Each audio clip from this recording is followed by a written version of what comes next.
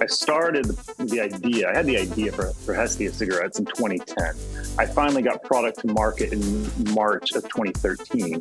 And then it was in the fall of 2016, going into 2017, that I began exporting cigarettes.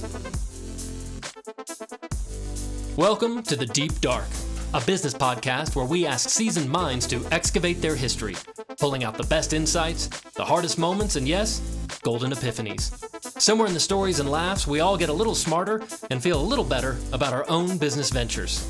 Remember, if it didn't hurt, it doesn't count. Your hosts are Chris Lyon and Tim Douglas at the Fidelis Creative Agency.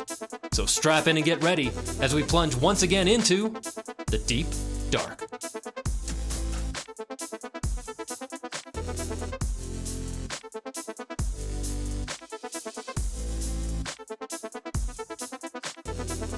Interested in meeting a man whose entrepreneurial pursuits match his severe myopic tendencies? Today I'm sharing the table with David Sley, founder of Hestia Tobacco. David entered the tobacco market in its ossified and totally stagnant state where a new company could go belly up before its products ever reached the shelf. When he started selling, he insisted upon rethinking everything, actually ordering cigarettes from around the world and smoking them all. On this episode, David educates us on his entrepreneurial journey, giving us insights into why he spends his time bifurcated between cig selling and mountain climbing. You'll have to keep your spirit of adventure at bay while you listen to this episode of The Deep Dark.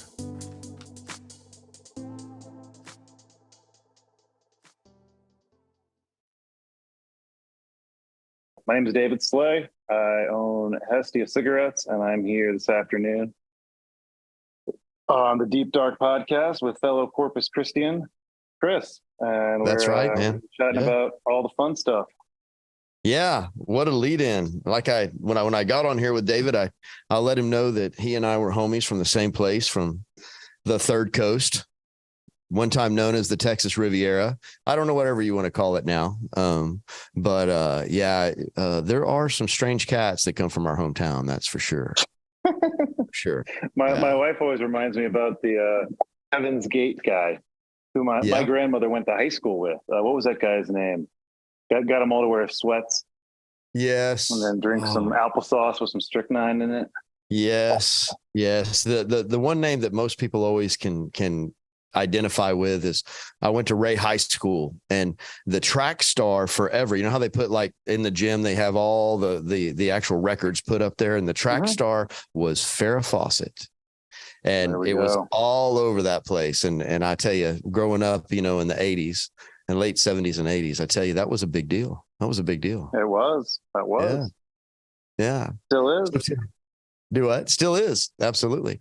So tell me, man, you are doing something absolutely awesome. And some people are going to go, oh my gosh, really? You got a tobaccoist on the podcast, but there's more to that story, right? This isn't one of the big brands. This is a different thing. And man, I can't wait to hear your story of how you came up with this idea. More than that, what's your driver on the idea? And also, how did you make this come to fruition? It's incredible. Yeah, took a minute. So, I've always enjoyed tobacco products. I mentioned to you briefly. My maternal grandfather, he was in oil there in Corpus Christi, and he had a penchant for Cuban cigars. In fact, my mother and my aunt lived a couple summers in Havana before Castro took over, because he was drilling offshore there, and so it just made sense for them to all fly there in his little plane and stay at Hotel Nacional. And there are rumors that a certain well-known American writer who liked to hang out there wasn't too pleased with their oil derrick going up. Hemingway. That's correct. Yeah. So, he was a real one, and he introduced me to beautiful cigars at a very young age, and I was always very, very enamored with them and enjoyed them with my friends. And I was always perplexed why, beautiful, aged, delicious tobacco. I mean, in cigar form, it's absolutely transcendent. Why, when I buy a pack of cigarettes, do they just taste bad, for lack of a better word? It's not good. And I also enjoy Cavendish tobacco in a pipe, and just the art surrounding it. And the pageantry and the community, which we'll get to. But anyway, it was never very good, and so that was just always sort of stuck in the back of my mind. Never really bothered with it, and through happenstance, I ended up trading soybeans in a little town in Georgia called Valdosta, Georgia, about 16 miles north of north of Florida line. And I thought it was a big shot and was going to put this big grain trading company's headquarters in Chicago. And having gone to school in Chicago, I thought I'm kind of going home. And it was going to be fun. And after a little 2-week training session, the HR director called me up and said, "Yeah, well, we're going to put you in Valdosta, Georgia, and you're going to, buy soybeans from farmers and work on crushing those soybeans into meal and oil and all the things." And I thought, well, all right, we'll make it work. The pleasantries of the South. Yeah, I was 26. I was 26 at the time, so I thought, yeah, that's fine. I mean, I would have rather gone back to Chicago, but I'll make the most of it. So it was down there that I would, again, small little town, about 50,000 people, and there's nothing to do, and a lot of farmers, and there are like 3 bars, and I just hang out there in the evening and just chat up anyone. And a lot of the guys I was buying soybeans from, farmers come hang out there, and I learned pretty quickly that a lot of them were tobacco farmers, but they had lost out on big tobacco acreage, and they're growing soybeans because that paid their bills and kept their families with bellies full of food, and makes perfect sense. But I started talking to them about it and trying to learn. And obviously, I was always very interested in tobacco and found it to be just a fascinating little thing. And so they told me, "Oh yeah, tobacco, it's like cigarette tobacco. There's no reason it has to be bad. It's just they use really bad tobacco to make cigarettes. That's why. It's the leftover. It's the refuse. It's the chicken McNuggets of the tobacco world, for lack of a better analogy there." Yeah. So just this thing made for mass consumption that no one really cares about. So those conversations, we started having more and more of those conversations. It would go, a few whiskeys into the night, and I more or less dared him. I said, grow me some really great tobacco again. Like I'm fascinated by this. Like this is something that I think is meaningful and matters. And this was in 2010, and so they did, and I had a lot of tobacco, and so I went to law school. I never graduated and never took the bar, obviously, didn't graduate. But my father's an attorney, and I had a bit of a background and kind of understanding how to get through legal stuff. I thought, okay, well, I'll figure out my way through the FDA. This can't be that hard. Oh wow. Yeah. Oh yeah. So this was again summer of 2010. Now we're probably in the fall of 2010. I've started to fill out paperwork and just, I'll just cold call anyone. So I'm just calling up the FDA, like their general line, and be like, "Hey, I want to talk to someone in the tobacco department." "Oh, okay. Well, let them tell me to talk to them. I'm starting a cigarette company." And they're still laughing at me. So, it didn't, obviously it didn't quite go to plan. I started the company. I named it Hestia after the Greek goddess of the communal fire, because that's the vision that I want to bring to light. That this thing we do, this enjoyment we have, is something that we do in community, and like all good things, and that something we share with those who matter to us and those who matter with us. And I was really, really happy with that. But the government was not so pleased with the idea of releasing a new cigarette out into the market. Go figure. And so it became a year. So I was in Valdosta, Georgia, the small Georgia town, for a couple years, and then I actually did get the bid to move back to ADM's headquarters in Chicago. So I was leaving, and Hestia had still not released a product. I had a lot of tobacco leaf that I'd contracted on that I needed to move. But I was talking to a factory foreman that I'd grown to know very well. And he said, "Look, just take the product and manufacture it as a filtered little cigar." I said, "Well, that's a Swisher Sweet. That's not true to my vision." He's like, No. Swisher Sweet is a filtered little cigar, but you can do it. You can use your tobacco and wrap it. The legal definition for a filtered little cigar is that it's 100 length, essentially. So, the longer cigarettes, and that the paper that it's wrapped in be 2/3 tobacco fiber. Okay. So the other regular paper. Yeah. So it's a legal definition. So I thought, okay, well, let's just give it a try. So we manufactured the product in 2013. I'd been back in Chicago for about 6 months or so. And we got a lot of good press kind of right out the gate because it was novel and new. But the product it wasn't a cigarette. It wasn't, it took a long time to burn. I mean, these are 100 length, and with the heavier, thicker paper, it doesn't draw the same. It's a heavier draw. So you're talking, 20 minutes plus for one of these things. And it was a hard sell. But it was moving. It was something to do. I enjoyed it. I liked the idea of it. And I'd hoped that in short order, I could add the cigarette brand behind it. But the cigarette brand never came. So we had the filtered little cigars and enjoyed them immensely. And we got some, a few notable folks to enjoy them and got some photos of those. And so my feeling was it wasn't really going to get a whole lot bigger, because we'd done kind of all the things that could be done, and there was just not a lot of there. Wow. But kept pushing. I kept talking to my manufacturer. It's a white label manufacturer in Virginia, it was at the time. And he said, well, look, if you can't do cigarettes here, why don't you, it's really easy to sell cigarettes everywhere else in the world. So why don't you make your cigarettes, sell them elsewhere? You already have kind of some brand recognition with your filtered little cigars. So sell them under that brand name, under that aegis, and kind of make an inevitability statement, say, look, we're selling all these other countries. Can we bring these back home to the, to the US now, Mr. FDA?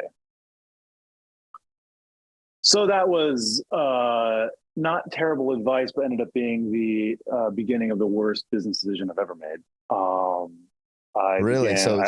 That's what sucked, was that one portion right there. That's where I got a little bit too big for my britches, maybe a lot too big for my britches. My wife would, I'm sure, say a lot too big for my britches, and started cutting deals that I thought could really sustain us, that blew up my face. And when you do too many of those, and you got nothing left to blow up, it's gone. Right. Yeah. So that's where I lost it all. I had some nominal success to begin with, some, honestly. So I how many years in were you at this point in time? And when it blew up, how many years have you been doing it? 4. So this was in 4 years. No, let's see. Well, I started in my 3rd year. I finally got it shipped off in the 4th year. So from 2013. I started the idea. I had the idea for Hestia cigarettes in 2010. I finally got product to market in March of 2013. And then it was in the fall of 2016, going into 2017, that I began exporting cigarettes. Now, this has got to be a super expensive endeavor. Are you bootstrapping this thing on your own? I had bootstrapped it thus far. Wow. And congrats. High five, man. That's incredible. That is when it, the primary cost driver of getting off the ground is legal fees, because of all the FDA stuff, to be honest. And I didn't, my father's an attorney. So the first go around with the little cigars, I was able to not really require any outside legal counsel. With the cigarettes, it's just required. You just have to do it. And that's what I've had to pay for. And I'm happy to pay for it. It's great advice. But the first go around, I was able to absorb that, or I guess sidestep that outlay, which helped me do it on more of a shoestring than otherwise. Right. But I had to. So to get this off the ground, I'd done a little bit. I began sending feelers out to some friends that I had. I knew were doing international business, et cetera, trying to see what I could ferret out, because I did have some connections just throughout, business.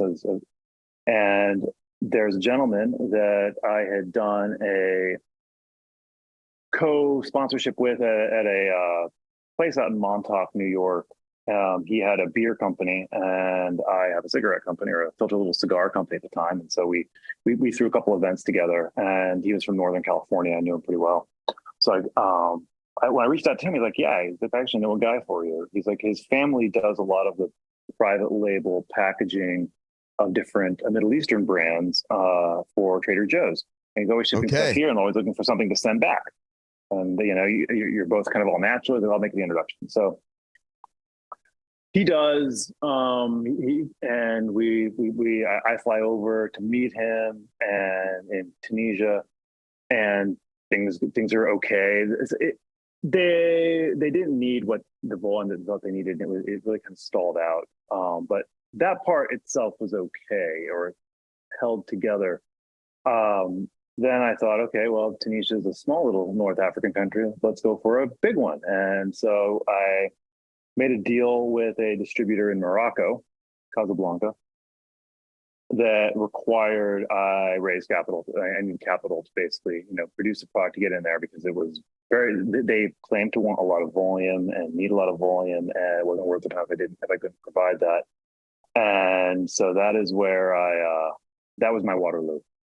Yeah. But I've got to say that, man, so far it's been an incredible adventure. You're now hopping around Northern Africa. You're hanging out in Casablanca in Tunisia, and you're making this thing happen. I mean, that takes a lot of guts. There's not many people who, I mean, what an adventure. Were you thinking that to yourself, thankful that you were on this adventure? What was going through your head? Yeah, well, I do have a penchant for. I enjoy adventure, and I don't know your disposition, but adrenaline junkies. It's a tough road to get off of, and I suffer. It often ends in tears. I totally have been there, and I understand. Yeah, I think back to the beginning. I think it's a little bit where we come from. I don't know why I say that, but it seems to be a common thread. Yeah. I'll agree with that. As I referenced briefly before, I guess we went live here, but my grandfather taught me to fly when I was 10 years old. And so when you're able to just do that when you're 10, everything else starts to seem very, very pedestrian. And you need he had an old friend. We built a little airplane, kind of like a Piper Cub, called a Kit Fox.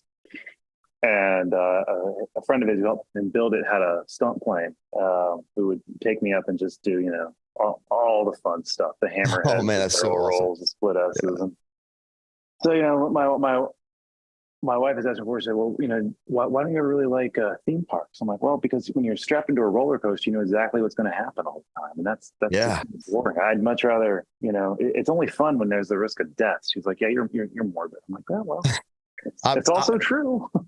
Well, I'm going to tell you that most people are going to be jealous of your thought process, right? Of that mental attitude you have going, because I think that's really what it takes to be successful and to enjoy the ride while you're there. I mean, you only live once.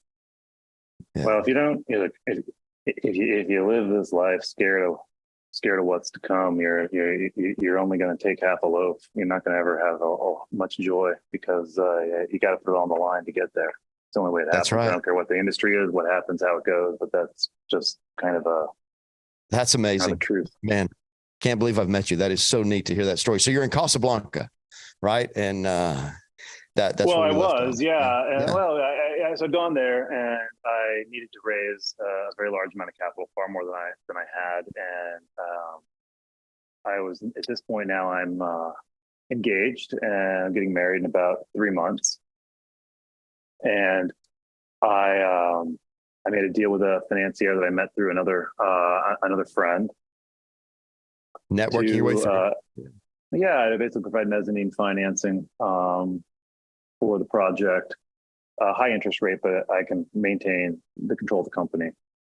And obviously, everything. I'm now using real lawyers, not just My father. My father's a very real lawyer, but not, I'm paying for lawyers that carry a certain.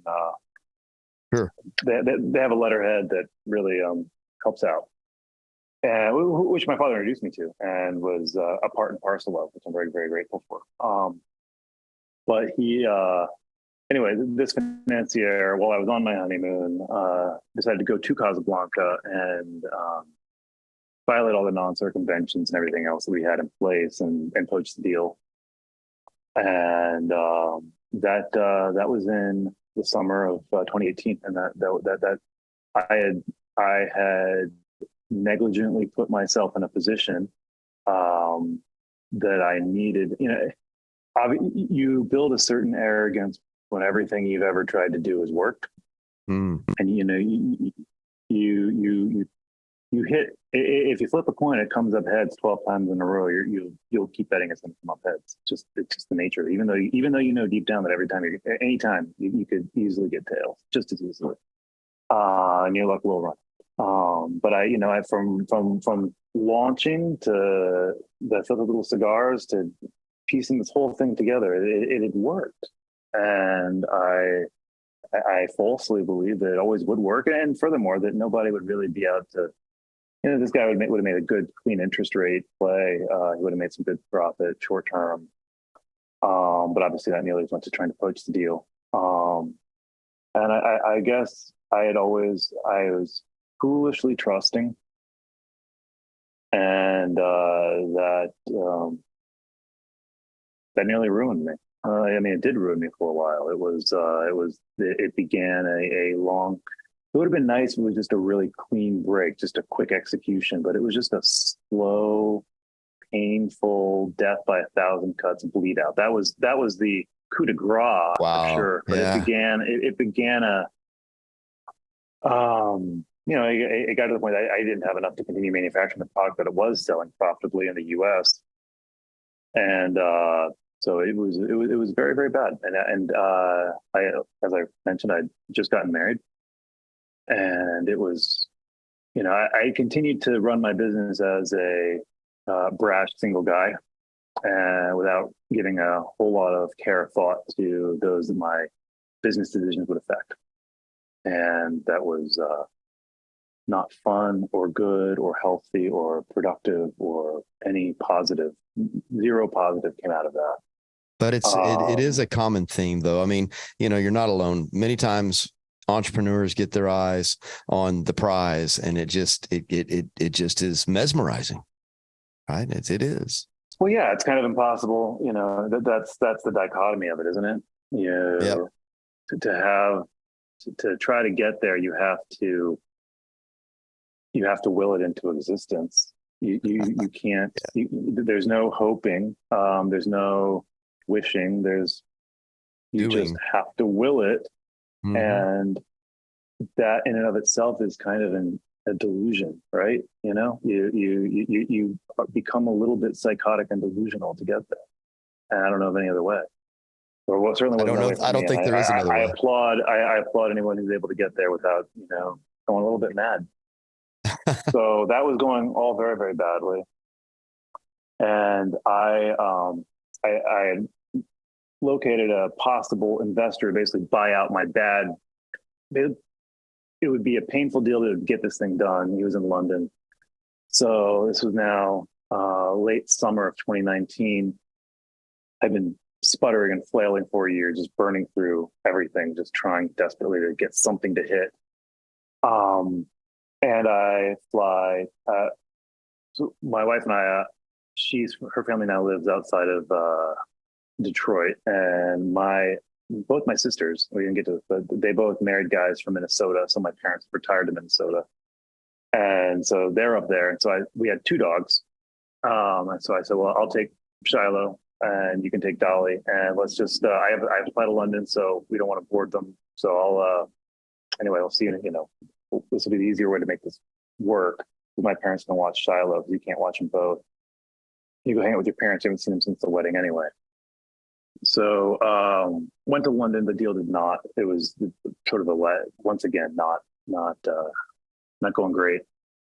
And so flew home, kind of with my tail between my legs, flew back to Minnesota, and then went for trying to figure out what to do next. Went for a Sunday morning jog, and was run over by a blind woman speeding to church in a crosswalk. Oh no. Yeah, so that's fun. So yeah, she clipped me about 40 miles an hour. My head went through a windshield, flipped over. The whole left side of my body was just completely cooked. But good doctors pieced me back together. And then, it took about 6 months. And by then we were in a global pandemic. Right. I was about to say it's coming. It's so funny. Nowhere near to the extent that you have. And I don't want to break the train of thought, but no, not at all. I have been in those exact shoes, and I don't know if I can be as forthcoming as you've been, but things were actually going well with me. And this was right before the pandemic, approximately 6 months before the pandemic. And I had come back. I was traveling a whole lot, and I was in the garage and I was working out, and I had a gym in my garage at that point in time, and I had a resistance band pop. And when it did, it came back and cut my irises off. Oh, wow. And so I'm starting this business. The business is going well, actually seeing positive revenue. It's great. Everything's going. And then I'm blind as a bat. Wow. Won't go into all the specifics, but it wasn't until about 90 days and really 120 days later when I started to get the blur back. It was totally dark before then. And in my head, I'm thinking to myself, first, I was thinking, one of my first thoughts was, I will never see my wife again. And it was devastating. Right. And then I started thinking, well, I own a business in which I am the main revenue maker in that business. And how am I going to feed me and mine? Right. Yep, that is it's devastating to your mental status. And to keep a positive mental attitude at that point in time takes nothing but pure work. I mean, it's just trying to figure out what you're thankful for. And that is not easy. It's not easy. So what I'm saying is, I can not empathize. I can sympathize with where you're at this point in time in the story. Yeah. Yeah. Yeah. Well, thank you for sharing that. That's, yeah, no, there's nothing particularly unique about that. People, it was a compounding effect, or it was a compounding. What's the word I'm going for? It compounded everything else that had been going pretty wrong for a pretty long time. That it felt quite defeating. When the pandemic actually hit, I almost felt relief that everybody else's life has to kind of pause too, because my life has been on pause. And so now maybe I can try to catch up. Yeah, I can see that. So it was a sort of a bizarre thing. I felt like I'd been in a pandemic for, a year and a half prior to the actual one happening. Yeah, you got double pandemic, didn't you? For sure. Yeah, it was a thing. Thankfully, I didn't get COVID until much later. But I also realized that the filter little cigars that I've been selling domestically, and that then, also I was not able to sell then because of my poor financial choices leading up there. The FDA had reclassified them as something that they regulate heavily. And they backdated it to a date prior to when I was, I think the date is February 15th, 2007 also. So a date that I did not product on the market. So therefore I didn't know, that's the government for you. So they said that a product I was legally selling, I was not grandfathered in. So I couldn't even sort of resurrect that, but I thought, there's got to be a thing here. There's got to be a way. Right. So a year later, when the pandemic finally started to end, my wife and I were separated during this time, not by choice, but by just I had run out of money. She was living with her parents, and I was stuck in my mom's basement recovering from a terrible car accident that I nearly died in. So a year later, we're like, well, we got to make this work. So we moved down to Durham with our dogs. And I have a lot of connections here with tobacco. I thought this is, I'm either going to make a go of this now, or I'm going to, have to go get a real job and start, trading commodities or doing something again, because there's, I run the clock out. So I began working with some real lawyers and, trying to see how we could find a real way to get through the FDA. And I met a gentleman who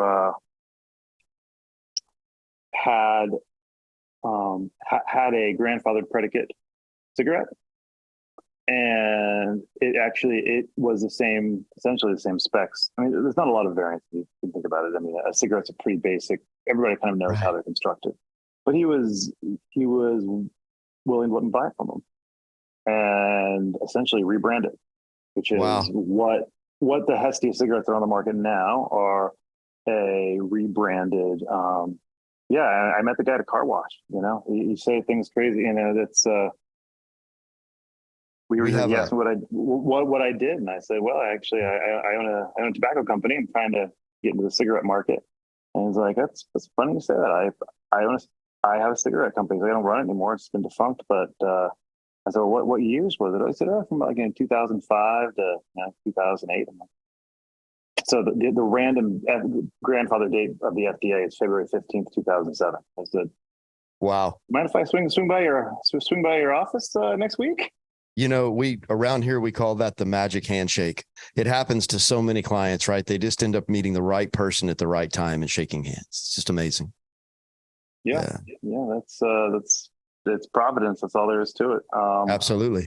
There's no other explanation. But that began, and that was in late summer of 2021. My wife takes full credit because she had spilled a bottle of water in her car, and it kind of gotten mildewy, and my attempts at cleaning it had been unfruitful, and she demanded I take it to a car wash to get it cleaned properly. And that is where I met this gentleman. So that's all April right there.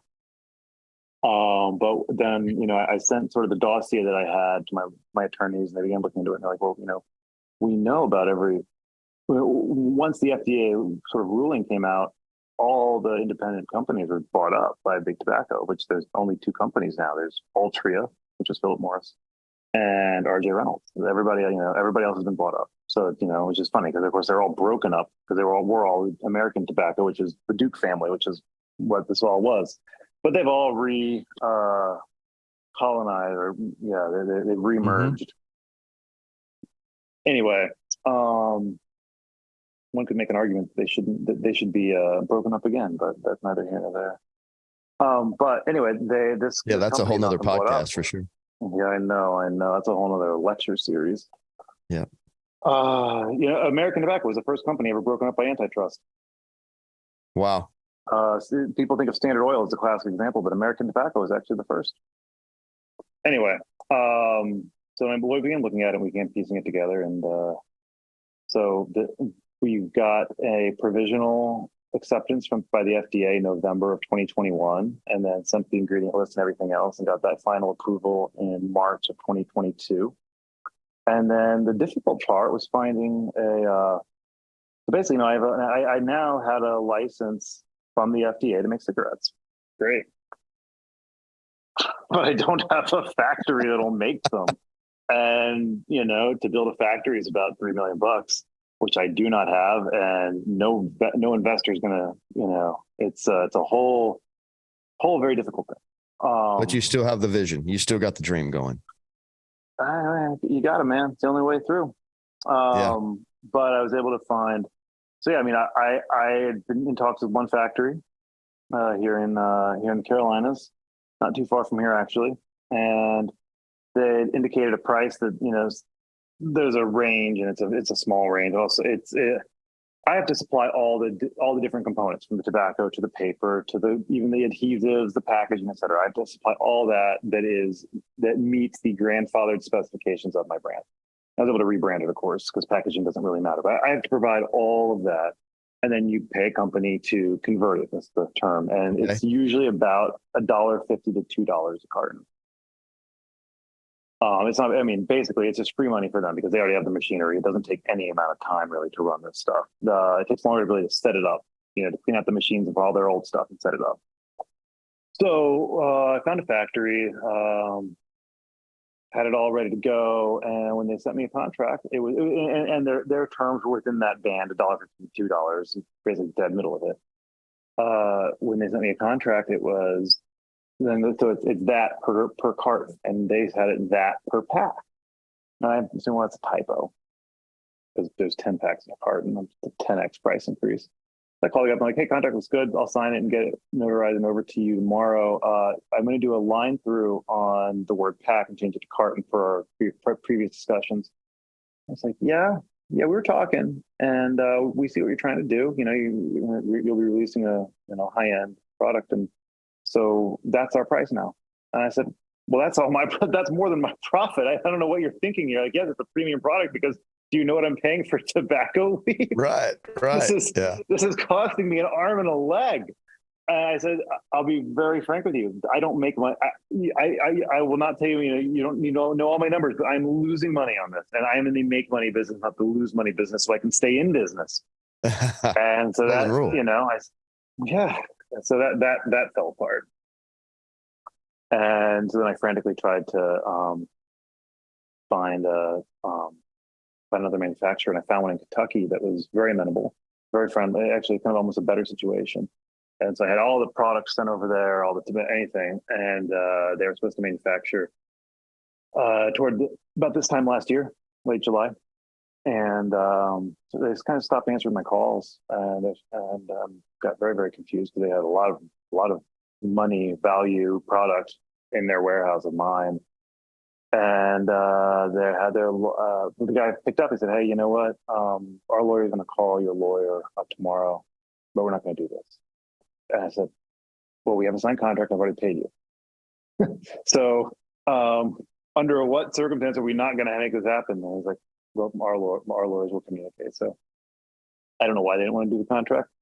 I really don't to this day. I think they thought it was more trouble than it's worth. A lot of these smaller factories, as I've learned, they make decent money, and they have a good family-owned run business. I was just on the phone with one of them earlier today because I'm, discussing different options for growing, and they don't really care to grow. And anything that they see is possibly a little more risky.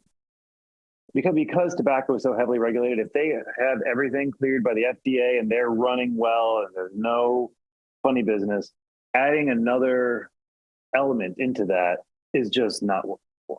It's just not worth their energy. It's not the money. Wow. It's just like, the factory that manufactures for me right now, they work 4 days a week. I would love them to work 5 days a week and would love to get, for them to work with me to open up more states to do that. But they're very happy working 4 days a week. That's their life, and you know what? A little risk averse, I guess. I don't know. If you're comfortable working 4 days a week and don't really see anything else beyond that, you have to have a 3-day weekend with your wife and kids, and you're in a small little town, upstate New York, you're good. I don't know. It's hard for me to make that happen. So anyway, this factory in Kentucky claimed that the FDA banned the use of cartoons in tobacco advertising, part of the master settlement agreement or whatever from the 90s. And my logo, the Hestia logo, was a cartoon. And of course, this was intended as something to ban, Fred Flintstone from smoking Winston's, as he famously did, and so many other Bugs Bunny, etc. I have a line drawing that was done by some artists in Los Angeles that is not a cartoon. The drawing of, ostensibly, I don't even have a pack in front of me here, but the logo is the sticking Hestia. point.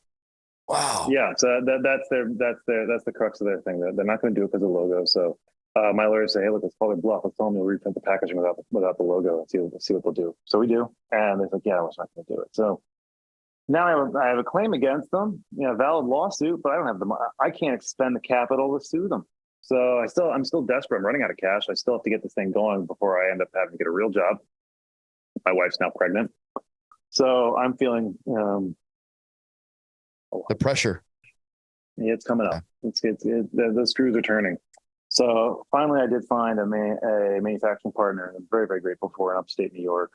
They manufacture great product. They manufacture it 4 days a week.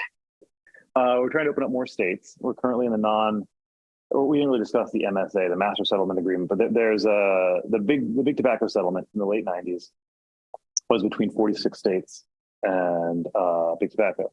And the 4 outliers were Texas, Florida, Minnesota, Mississippi. So the reason that you have Hestia there is because they didn't settle in that same way. So it's a different regulatory structure. And I can be a manufacturer.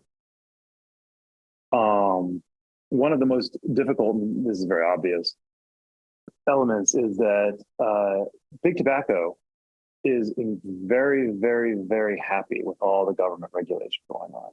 They supported the settlement. They support the FDA taking control of tobacco. The FDA doesn't have any control of alcohol, mind you. I mean, Congress had already set up the ATF, the Alcohol, Tobacco, and Firearms Bureau, to regulate the holy trinity of fun. But that's I'm going to use that. Yeah. But they realize, in the same way that Mark Zuckerberg realizes that if they revise section 230 or whatever of the FCC code, that it will solidify his claim on the market share because it'll make the bar to entry so much higher for any new competitor that it won't happen.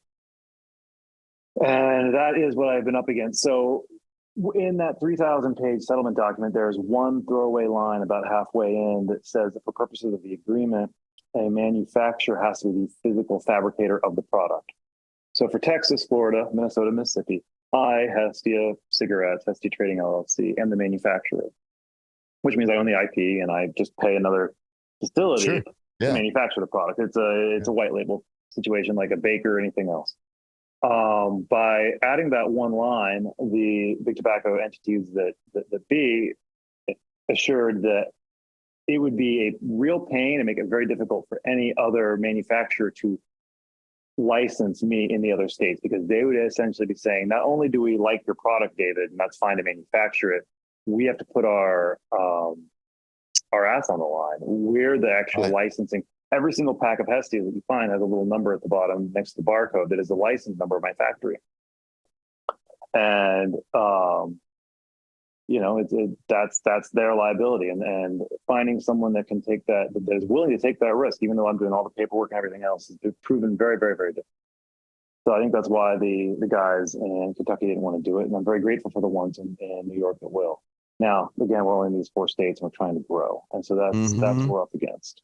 And that's the next hurdle, because I've been very, very thankful and feel very blessed to have gotten the great press coverage and market reception that we've gotten so far. But it's, I'm in 13% of the country. I need to grow, and if it is going to work long term, I have to grow. And I can only do that through the access of my factory. So we will see in the next few months how that pans out. But that's what I have to have. But I tell you what, I don't really know how to articulate this correctly, but so we have a very smart individual in this shop, and he by all intents and purposes runs our Austin shop, and he was here one day, Josh was, when he noticed the gift you had sent me. And man, it was like a cult member. He couldn't believe they were there. He was blown away. He was so pumped up, and I had to give him the gift you had given me. There was no way around it. But he was saying that there is a huge following for you, at least in the Austin area, and that it's really has been growing, and it's kind of amazing on what you have done. And I don't know if you specifically were thinking about that as a target market or how that was going to come about, but whatever you've done in order to enter that market, it's gangbusters. People are really on board, and I got to applaud you for that. Fun to see. Thank you. Oh, I'm glad you get a victory story, man, because, I know that you're working your butt off in order to get this stuff done. But at the same time, people are behind you. They are. Day at a time. A day at a time. Yeah. What's really different in this story that I really, really do love is just intestinal fortitude. Right. The ability to have that vision and just to continue through it, even in the ups and downs, with the idea of what it can be at the end. And that is something that is lost. Most companies, they say after the 5-year mark of being a entrepreneur, no matter what sector it is, either it's make it or break it, but that's not necessarily true. It doesn't get any easier. It takes some gumption and to stay in there. So in your 14%, though, I think you said 14% of what you have right now. That's about 13, 14% of the country. But obviously it's working, right? So it's working. People are enjoying it. And we've had a great reception in Austin. Keep trying to get Dallas and Houston to pick it up. And the distribution regime in Texas is very, very difficult.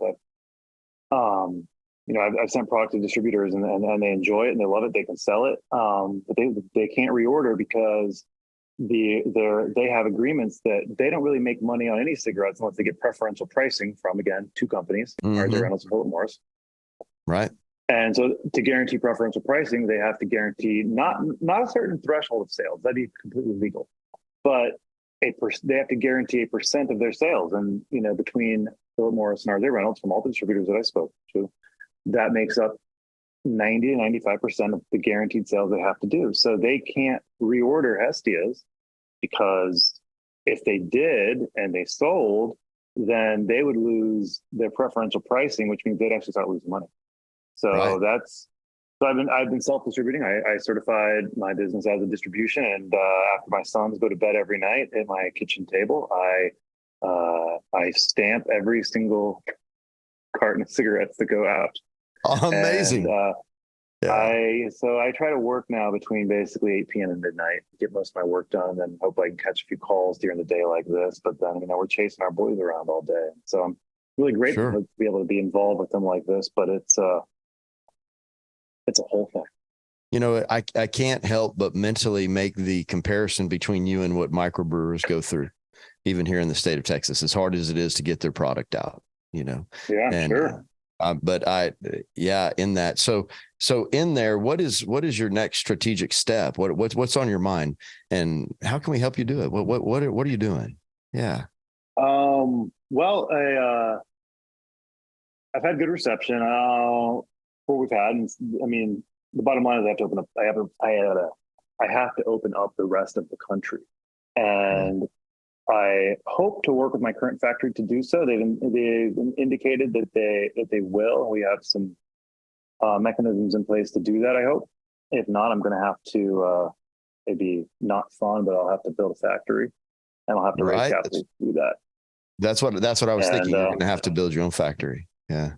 Yeah. So if I have to do that, then I'm going to, I'll need to raise capital for that. So I've looked into doing a Reg CF raise, which is, are you familiar with that as a startup guy? Say that again. What'd you call it? Reg CF. So part of the Jobs Act, JOBS, that Congress passed last year, put a new thing in for the SEC to do basically you can do crowdfunding raise. They don't have to be certified investors. You can do up to $2 million. Yeah, CF crowdfunding. So I've been approached by a couple of the companies that do that about doing something in that regard, and some investment banks have reached out as well regarding raising capital. Obviously, I think that what I have is very valuable, and obviously they want to be involved, but want to tell me it's not quite as valuable as I think it is. So, it's a delicate dance we do. It is. But obviously you're not starving at this point in time. So this is a good place to be right now. I'm getting there day at a time. Yeah, a day at a time. But I do want to talk just a little bit about your product, right? So what is the differentiator between this and picking up a pack of Marlboro Reds? I don't know. It's you're talking chicken McNuggets versus a filet at. I love that. Yeah. But no. Look. There was a time where Big Tobacco lost its way. I don't know when and where that exactly was. But the bottom line is, I don't really care to have a product that's shelf stable for 20 years, like the Marlboro Red. Right. With all kinds of flavorants and burn accelerants and preservatives, and you know what? There's a time and place, I guess, for that. And if someone wants to smoke it, that's also fine. But it's Hestias are pure. The FDA, we are not allowed to use the word natural. In fact, we have a competitor that can use the word natural because they were exempted from the natural word ban because natural is in their brand name. This is the perks of being owned by Big Tobacco. You get these nice little exemptions. But, I'm very pleased that we came up with the fun little phrase, naked wild tobacco. So we just grow pure leaf and we don't do anything to it. We're coming up here on our second crop year now. There might be some flavor variances because we're not going to, we'll blend it for kind of some normalcy. It's about 97% flue cure and about 3% burley, give or take. Right. Burley is kind of like the seasoning tobacco. It's a pipe tobacco. So it's heavier. So you kind of want to balance out. Yeah. So that's what we do. Where we may have some flavor variants this year. The crop this year looks great. Last year's actually wasn't as great of a crop. That might mean that it has a little more flavor. We don't really know, but we're going to find out. It's the same as a vintner who bottles his wine, and then you find out how it goes. But I'm really excited for it. There might be some customers who are like, I don't like this flavor anymore, and I'll be like, well, I don't think it's be that different, but it could be. But that's, I think, part of the joy and beauty of it. It's part of the mystery of it is that, we just do this thing, and then we throw the leaves in barns and they cure, and then we're gonna dice it up. We're gonna roll it up and we're gonna pack it out and see how it goes. Yeah. But that differentiates us obviously a lot of ways from my big tobacco brethren, and that they have a product that tastes the same year to year, all the time, country to country, and it's very much it is a commodity. It is the exact same thing over and over and over again, and you know what? They have a lot of people who really really enjoy that, and good for them. I don't. In a certain way, I don't really see big tobacco even as a competitor. I mean, there's one brand out there that boasts about its naturalness, and it's just another brand name of big tobacco. But outside of that, I get people ask me often online. I'll say, look, you want to smoke a Camel? A Camel Turkish Gold. Smoked a lot of them. It's a good product. I don't hate it. It's not the brand that I wanted to build, but it's not but you know what? You do you. It's I'm not here to pick fights or throw stones. But I am here to provide the absolute. If you want the purest, best possible cigarette on the market, I know I can make that, and I know I have made that, and I hope everyone who wants that gives it a try. Yeah, it's amazing. The whole journey is amazing. I think there's just the hardest part that I've always encountered is the money part, right? Because at sooner or later you are going to run out of cash, and there's that old adage that it's better to use somebody else's cash than your own. But the inevitable piece of that is you may only end up with 10% equity in your business by the time you're done, and so that's a hard one. And deciding 10% whether you want of something's a lot better than 100% of nothing. It also depends upon the size of that pie, though, right? You have a really huge pie at 10%, that's good, but it is, and to many entrepreneurs, ownership is all what it's about. Being able to carve your own path out and make your own decisions, and that's a big thing. That's one of the drivers. Yes, sir. And you're there. I agree. Wow, man, absolutely impressed, man. I just love this story. I think that people are going to get a lot out of this story, and what it takes. That's the whole deep dark part of this thing of the gumption it takes to travel this road, especially in today's incredible partnership that we have with the federal government, and what you have to get the holes, the hurdles you have to jump over. But it's part of it. It like I said, it is what it is, and so you have to be able to navigate. We're all on our own journey. There's a writer that I like a whole lot. He passed away just a couple of years ago. He was chaplain at a Episcopal school up in New England. His name was Frederick Buechner. I don't know if you're familiar with him. But he said, we share these stories not because, they are ours and they have our own particularities. And I'm sure I'm botching it, but I think the whole point of sharing stories is that because you realize, or you hope that others realize when they listen, that it's also their story.